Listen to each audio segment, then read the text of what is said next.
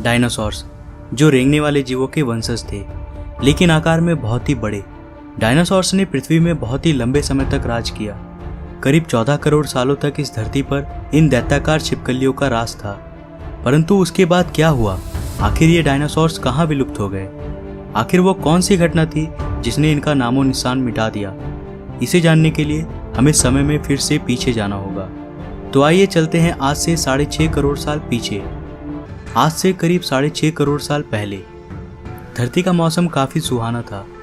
चारों तरफ पेड़ पौधे, सूरज की धूप, समुद्र से आती ठंडी ठंडी हवाएं और ये डायनासोर।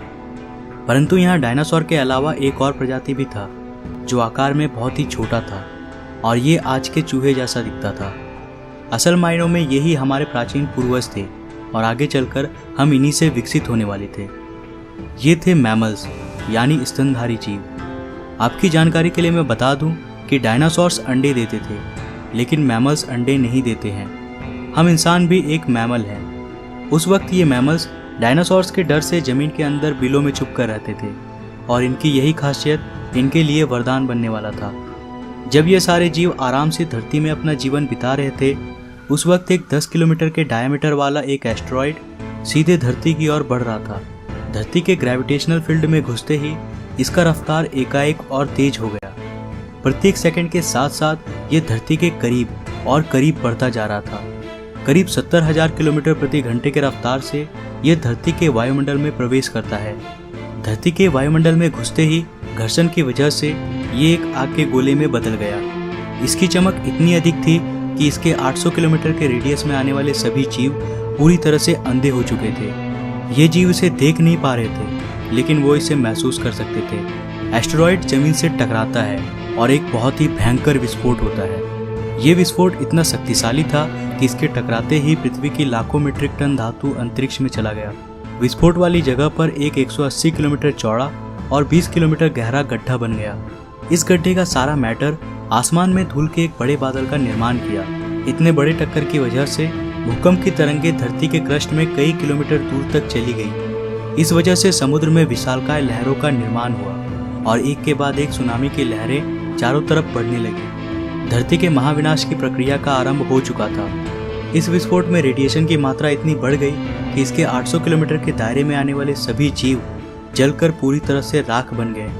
पादपों के अंदर मौजूद सारा जल इस गर्मी के कारण भाप में बदल गया। इस महाविनाश में उड़ने वाले जीव इन जमीनी खतरों से बच गए थे, लेकिन ये तो बस महाप्रलय की शुरुआत थी। विस्फोट की वजह से जो लाखों मीट्रिक टन धूल और पत्थर अंतरिक्ष में गया था, ठीक 40 मिनट बाद वो आग के गोले के रूप में धरती पर बरसने लगे। साथ ही धूल का एक बहुत बड़ा तूफान 20,000 किलोमीटर प्रति घंटे की रफ्तार से मौत लेकर आ रहा था। ये धूल के बादल कई किलोमीटर मोटे थे, जिसकी वजह से धरती पर सूरज की रोशनी का पहुंच पाना असंभव हो गया था। कई सालों तक धरती पर सूरज की रोशनी पहुंच ही नहीं पाई और इसके परिणाम स्वरूप धरती पर पेड़ पौधों की लगभग सारी आबादी खत्म हो गई थी। इस बादल ने धरती को चारों तरफ से ढक लिया था।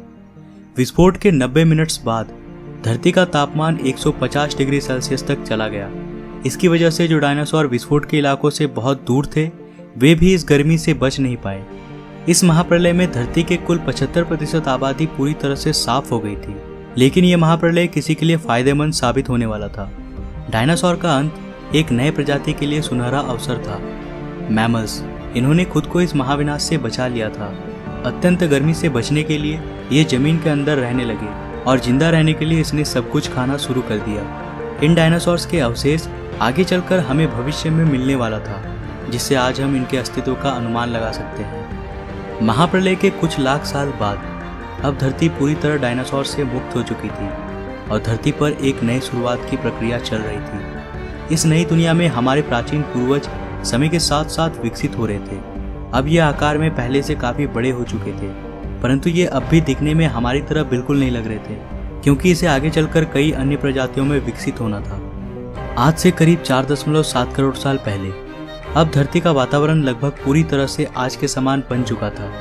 इस वक्त धरती का तापमान 24 डिग्री सेल्सियस था और धरती का एक दिन करीब 24 घंटों का होता था। इस वक्त धरती के सारे महाद्वीप लगभग पूरी तरह जानी पहचानी थी। केवल एक नए भूभाग की रचना बाकी रह गई थी। धरती के टेक्टोनिक प्लेट्स में एक बार फिर से हलचल हुई, जो धरती के दो बड़े बड़े द्वीपों को एक दूसरे के पास ले जा रही थी। ये वही भूभाग है जहां आज इस वीडियो को देखने वाले अधिकतर लोग रहते हैं। ये है इंडिया, जो एशिया महाद्वीप की ओर तेजी से बढ़ रहा था।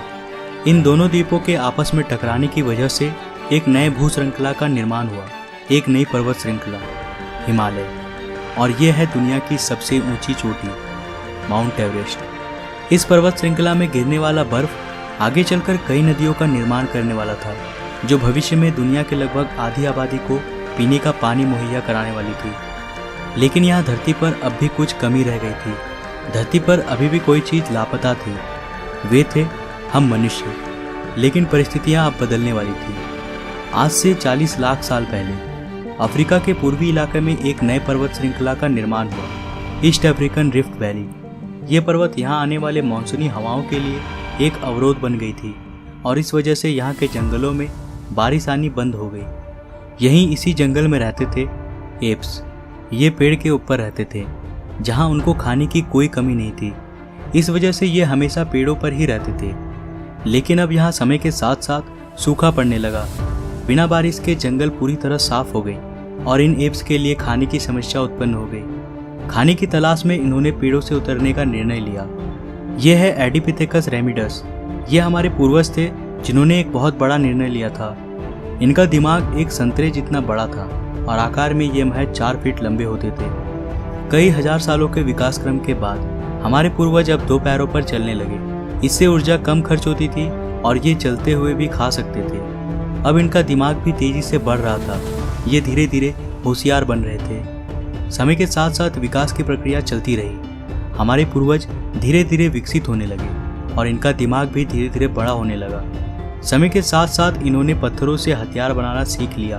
अब शिकार करना काफ़ी आसान हो गया था। समय के बीतने के साथ साथ हमारे पूर्वजों ने आग को काबू करना सीख लिया।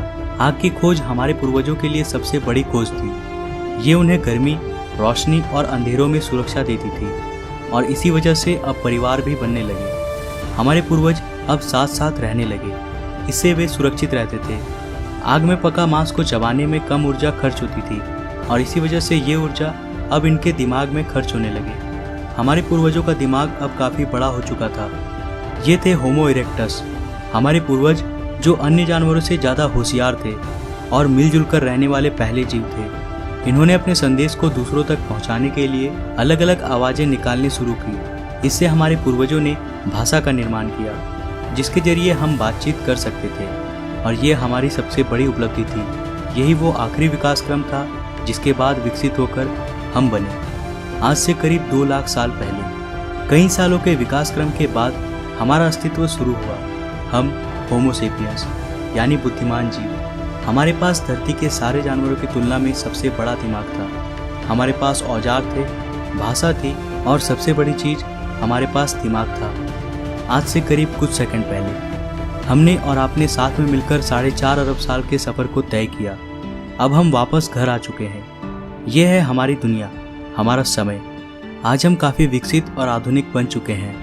आज हम अपने आसपास घटने वाली घटनाओं को पूरी तरह समझ सकते हैं। हम जानते हैं कि ये समुद्र कहाँ से आए। हम आज ये भी जानते हैं कि यह ज़मीन जहाँ हम खड़े हैं उसका निर्माण कैसे हुआ और आखिर में धरती में जीवन कहाँ से आया था। लेकिन हमारा सफ़र अभी भी ख़त्म नहीं हुआ है। हमें अभी और भी आगे जाना है।